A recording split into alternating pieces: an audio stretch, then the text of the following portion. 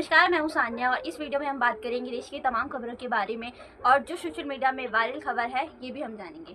NEET paper leak खबर आने के बाद ही सोशल मीडिया में एक बवाल खड़ा हो गया है। किन किन लोगों का इसमें हाथ है, किन लोगों की वजह से पेपर लीक हुआ है, जानेंगे इस वीडियो में। साथ ही साथ फिजिक्स वाला और खान सर का इसमें क्या रिएक्शन है, क्या उनका मानना है, ये भी देखेंगे इस वीडियो में। नेशनल टेस्टिंग एजेंसी ने एग्जाम को कैंसिल कर दिया है लीक हो जाने की वजह से। आखिर किन किन लोगों की वजह से इस पेपर लीक को कैंसिल कर दिया गया है, जानेंगे इस पूरी वीडियो में। 3 मई को पूरे भारत में 22 लाख से भी ज़्यादा बच्चों ने एग्ज़ाम दे दिया था, लेकिन 15 दिन पहले ही जयपुर के 2 एलिगेंट मास्टरमाइंड ने महाराष्ट्र के नासिक से प्रिंटिंग प्रेस से एग्ज़ाम लीक करवा लिया था। प्रिंटिंग प्रेस के ही किसी इंसाइडर ने पेपर लीक करवा लिया था और जयपुर के उन दोनों मास्टरमाइंड को भेज दिया था जो पेपर लीक करवा रहे थे। जयपुर से ये हरियाणा गया, हरियाणा से गुरुग्राम में एक आदमी के पास गया जो डॉक्टर था, जो मिडल मैन का काम करता था। उसी डॉक्टर ने राजस्थान के एक सीकर में कॉन्स्टिट्यूएंसी कंपनी में पहुंचाया और वहां पर माफिया नाम का एक व्हाट्सएप ग्रुप था जिसमें 400 मेंबर ऐड थे।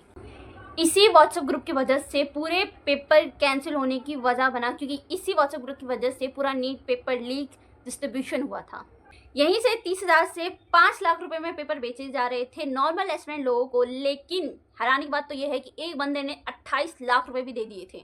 बात लेकिन यहीं पे खत्म नहीं हुई। सीकर के ही कॉन्स्टिट्यूएंसी वाले बंदे ने 30,000 रुपए में अपने ही एक दोस्त को पेपर बेच दिया था और उस लड़के ने अपने पापा को रात में व्हाट्सएप पर पेपर फॉरवर्ड कर दिया था और उसके पापा गर्ल्स हॉस्टल में काम करते थे और उसी रात एक दिन पहले ही एग्जाम के उन सभी लड़कियों को पेपर मिल चुका था। अगले दिन जब किसी ने उस लीक पेपर को वेरीफाई करवाया तो पता चला कि 90 बायोलॉजिकल क्वेश्चन और 45 केमिस्ट्री के क्वेश्चन एग्जैक्ट सेम थे, यहाँ तक कि पंक्चुएशन भी उनकी सेम ही थी। फिर उसी लड़के ने एनटीए को जाके मेल किया, एनटीए ने आईबीए को एक्सलेट किया और आईबी ने राजस्थान के एसओजी को बताया और नीट पेपर लीक का भांडा फूटा। कुछ लोगों ने अपने ही लालच की वजह से 22 लाख से भी ज्यादा बच्चों की मेहनत पर पानी फेर दिया। सिर्फ बच्चों की मेहनत नहीं थी इसमें, उन बच्चों के पेरेंट्स की भी मेहनत थी जिन्होंने अपने बच्चों को पढ़ाने के लिए लाखों पैसे खर्च किए थे, उनको भी सरासर बर्बाद कर दिया।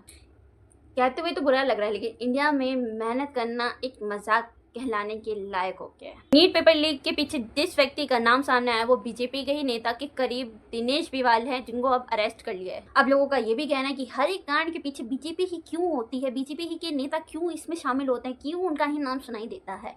आखिर बीजेपी एक सरकार है या फिर क्राइम करने के लिए एक लाइसेंस है। रूबिका लियाकत का भी नीट पेपर लीक के बारे में कहना है। उनका कहना है कि नीट परीक्षा की गई रद्द, आपके और हमारे समाचार हुए यहीं समाप्त, लेकिन उन 22-23 लाख बच्चों और उनके माँ बाप से पूछिए कितना बड़ा मानसिक अज्ञात है ये।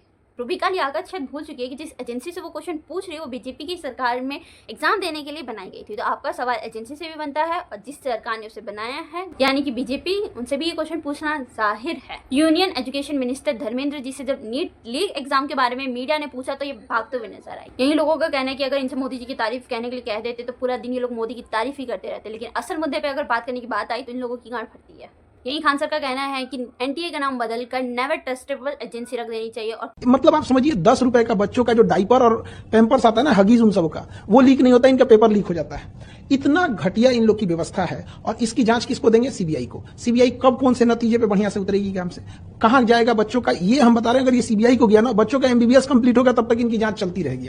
सुप्रीम कोर्ट के किसी रिटायर्ड जज को इसका एक ऑब्जर्वर बनाना चाहिए और एक टाइमलाइन के अंदर में कौन जिम्मेदार है उसको कड़ी सजा होनी चाहिए। अगर सजा नहीं होगी तो फिर आज राजस्थान केरल नाम आ रहा है, कल कोई और राज्य नाम आएगा यहाँ पे, बट अल्टीमेट बच्चों का भविष्य खराब हो जाएगा इससे। फिजिक्स वाले सर का कहना है कि जिन जिन लोगों ने पेपर खरीदा है उन्हें सख्त से सख्त सजा मिलनी ही चाहिए। तक आप ये बताइए पेपर लीक के अंदर या सॉल्वर गैंग के ऊपर किस आदमी को 10 साल की सजा हुई है भारत में? एक नाम नहीं मिलेगा आपको जिसको 10 साल की सजा हुई है। सजा होती है हमारे बच्चों को जो अपनी जिंदगी के 2 साल 3 साल इस सिस्टम के ऊपर, एनटीए के ऊपर भरोसा करके अपनी तैयारी करते हैं। सजा होती है उन माँ बाप को जो अपने घर के गहने बेचते हैं। बाप अपना नया जूता नहीं खरीदता, नया कपड़ा नहीं खरीदता, बच्चों के लिए किताबें खरीदता है, मेहनत करता है। सजा मेरे बच्चों को होती है, इन लोगों को सजा ही नहीं होती। सोशल मीडिया में लोग कह रहे हैं कि दिनेश बिवाल भाजपा के ऊर्जवान युवा नेता नीट की पेपर चोरी के मामले में राजस्थान से गिरफ्तार हुए हैं। ये 2 भाई हैं, विधायक के करीब हैं। इनके परिवार के 4 बच्चे पहले से ही नीट उत्तीर्ण करके डॉक्टर बनने वाले हैं। ऐसे सब तेजस्वी युवा सीधे तौर पर भाजपा से जुड़े मिलते हैं। इस पोस्ट में आदित्य भर अजय सन्याल को समझा रहे हैं कि कैसे नीट पेपर लीक सरकार के लिए एक मास्टर स्ट्रोक बन गया है ताकि फर्जी डॉक्टर को सरकारी अस्पतालों में घुसने से रोक सके।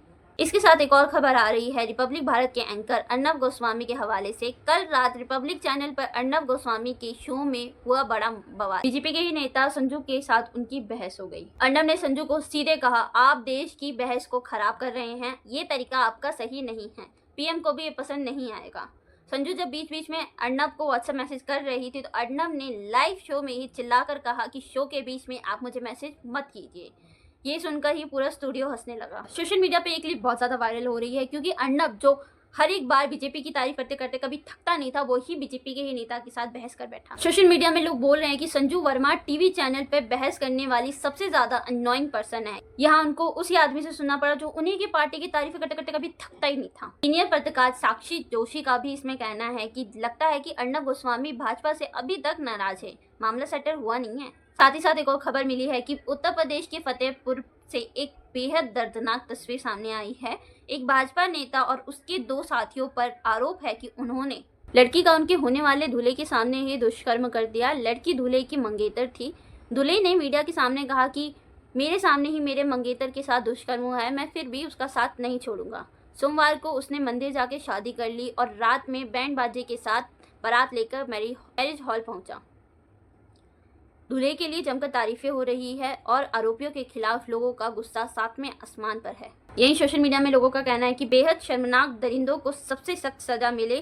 कहाँ गई एंटी रोमियो स्क्वाड और योगी जी की पुलिस? बताइए माननीय मुख्यमंत्री जी, यही आपका राम राज्य है जहाँ पर आपकी बेटियां सुरक्षित नहीं हैं। दरिंदे इन घटनाओं को अंजाम देते ही फरार हो जाते हैं। साथ ही साथ लोग ये भी कह रहे हैं कि अब्दुल की टाइट करके सत्ता में आके ये लोग हमारी ही बहू बेटियों के साथ अपराध करने लगे हैं, वो भी भरे मंडप में। नेहरू जी, क्या आप माफी मांगेंगे? बंगाल से खबर मिली है कि बीजेपी के जीत के बाद बीजेपी पार्टी के ही एमएलए रितेश तिवारी ने ऐलान किया है कि उन्हें एक भी मुस्लिम वोट नहीं मिला है। उनका कहना है कि जिन लोगों ने मुझे वोट किया है मैं सिर्फ उन्हीं के लिए काम करूंगा, जिन लोगों ने मुझे वोट नहीं किया है मैं उनके लिए काम नहीं करूंगा, चाहे बेशक किसी को बुरा ही क्यों ना लग जाए। अपने बयान में उन्होंने प्रधानमंत्री मोदी जी का सबका साथ सबका विकास के बारे में भी जिक्र किया है। साथ ही में उन्होंने ये भी बोला है कि सबका हिसाब भी होगा। बहुत से लोग भाजपा नेता के इस बयान के लिए ताली भी मार रहे हैं और बहुत सारे लोग ये भी कह रहे हैं कि काफी घटिया राजनीति खेल रहे हैं। सोशल मीडिया में लोग कह रहे हैं कि भारत के मुसलमान हिंदू लोगों से नफरत नहीं करते हैं। आप किसी भी राज्य में किसी भी मस्जिद में जुम्मे वाले दिन चले जाइए, कोई भी मुसलमान हिंदू के खिलाफ बोलते हुए आपको नहीं सुनाई देगा। दूसरी तरफ राजनीति करने वाले कई लोग मुसलमानों को लेकर, नफरत को लेकर जुनून दिखाई देते हैं।